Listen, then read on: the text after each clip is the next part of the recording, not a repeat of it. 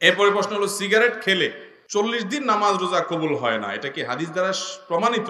ধূমপানকারীর মুখ থেকে যে দুর্গন্ধ হয়, ধূমপানকারীর নিজে যারা আছেন, আমি মাঝে মধ্যে বলি ভাই, নর্দমার কাছে ড্রেনের কাছে গিয়ে একটু ড্রেনের গন্ধটা শুকে এরপর নিজের মুখের গন্ধটা শুকে দেখেন যে ওইটার চাইতে আপনার মুখের গন্ধ মারাত্মক।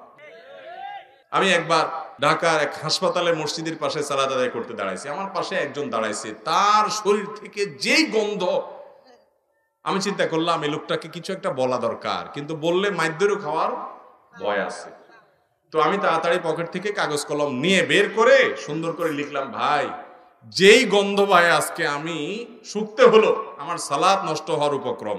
কি সালাত আদায় করছি, মনোযোগ পুরাটা আপনার দুর্গন্ধে আমার দখল করে নিয়ে গেছে।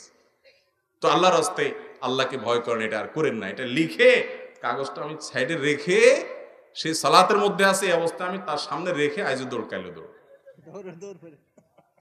যে আমার দরকার হলো তার নাসিহা করা, মাইদ্যর খাওয়ার তো দরকার নেই। তো নাসিহার কাজ তো হয়ে গেছে, লিখে দিয়ে আসছে। ভাইরা আমার, যারা ধূমপান করেন তাদের মুখে এরকম বাজে অবস্থা তৈরি হয়। পৃথিবীতে ক্যান্সার এখন এত ব্যাপকভাবে ছড়াইছে, আমাদের দেশের কথা যদি আপনি বলেন, ঘরে ঘরে জনে জনে এখন পরিবারে পরিবারে ক্যান্সার। এবং ক্যান্সারের অন্যতম বড় কারণ হলো এই ধূমপান এবং জর্দা। পানের সাথে চাবায়া চাবায়া রকমারি জর্দা খায় না অনেক মুরব্বীরা?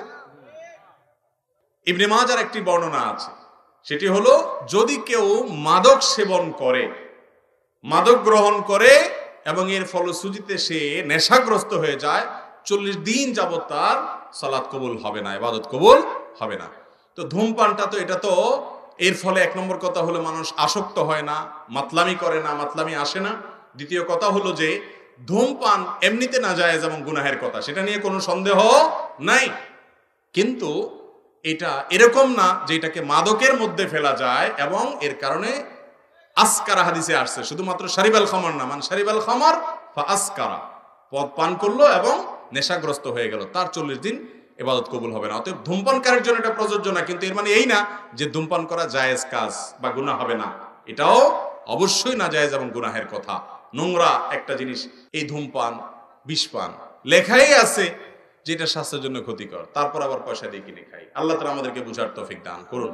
এই নোংরা জিনিস খাওয়া যাবে না ভাইরা। কিন্তু 40 দিন ইবাদত কবুল হওয়া না হওয়া